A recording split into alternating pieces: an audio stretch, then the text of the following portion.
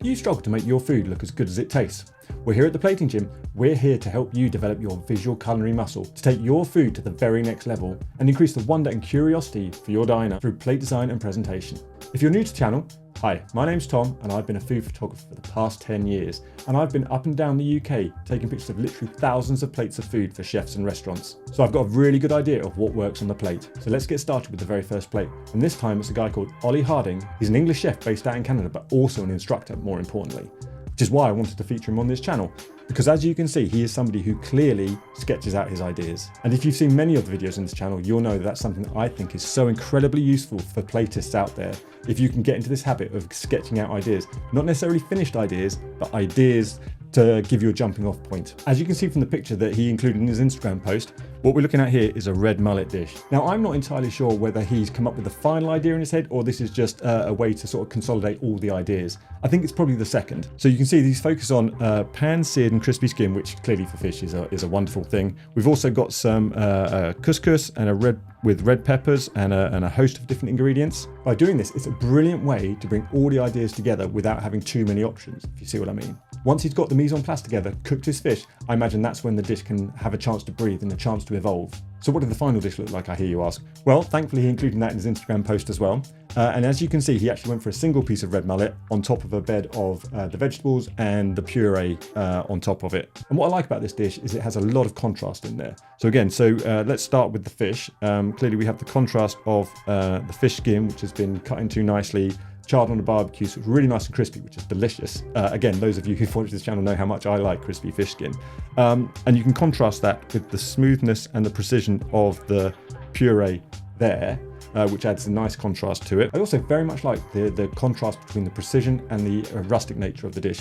I like how the fish tail has been left on and how it also sort of overlaps the edge of the plate, adding to the rustic nature of it, but then very much with the precision of the puree in a beautiful circle. Looks really, really good. There's also an awful lot of shapes going on in the vegetables here. We've got squares, we've got triangles. And then the other point, which I think is really strong, is actually the hierarchy. We talked about hierarchy in another video, which I will link to here, because hierarchy can be quite an odd concept to try and get your head around, but it's very useful in plate design. But it's basically about what's the most important thing on the plate, what should you be eating first. And because Oli has placed the fish right on top of the puree, I think that immediately gives you an idea of you want to be diving into the fish first. The fish is the star. It's even covering up most of the sauce and most of the vegetables. So I think it's clear he wants you to be going straight into that fish, into that white flesh, into that crispy skin. And do you know what? I can almost taste it, but I love how it looks and how he is kind of guiding your eye and making you know that this is where he wants you to go first. I think possibly the only question I would have about this dish is possibly the proportions. And I'm not talking about the proportions of the fish, but the proportion of the puree. Now, the chef may well have done this for flavor reasons, which is completely valid. And obviously, we're only talking about the visual side of food here, so it's very unfair to critique the dish in that way. And that's not what this channel is about. That's not what the Plating Gym's about. We're looking purely from a visual point of view. And for me, it just seems a little bit too much, maybe a little bit unbalanced. And as we're online here and can't physically taste the dish, which is a real pity because I don't know about you, I would love to go and eat that. It's purely subjective, it's not right or wrongs, it's just what we think works better. So please, take this opportunity, let me know, what do you think? Do you think there's too much sauce here? Or would you even add more? Would you have kept the vegetables out possibly? But anyway, whatever you think about how this dish looks, I think we can all agree that piece of red mullet looks beautifully cooked and I would absolutely love to devour it. Why not download my Plate Like a Pro guide to help you with balancing your design? It's a fantastic starting point to get you going.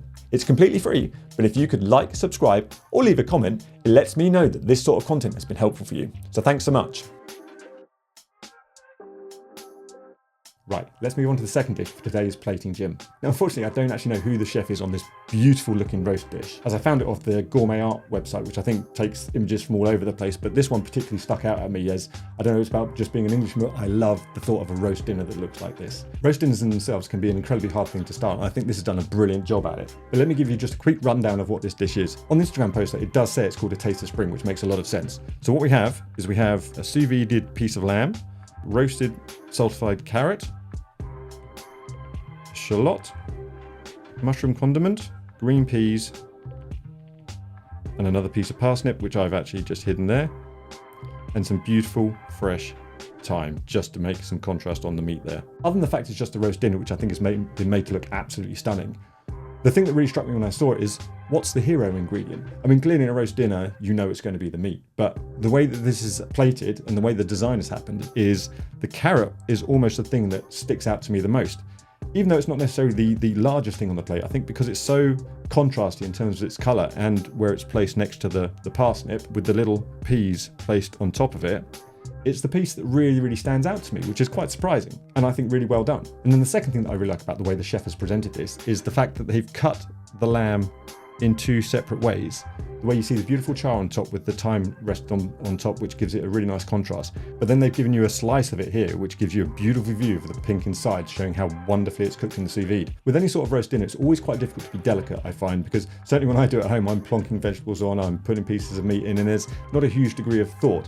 But what I like here, again, is we've got the peas scattered across the dish, which I'm going to be doing from now on. I think that works really well. And I love the fact we've got a quenelle of the mushroom, which again adds a bit more precision and a bit more accuracy to the dish, and how the gravy or the jus has pulled beautifully in the middle and everything's been placed on top of it. It's given us a wonderful contrast of shapes, tones and colours. So if you're as big a fan of roast dinners as I am, what do you think of this design?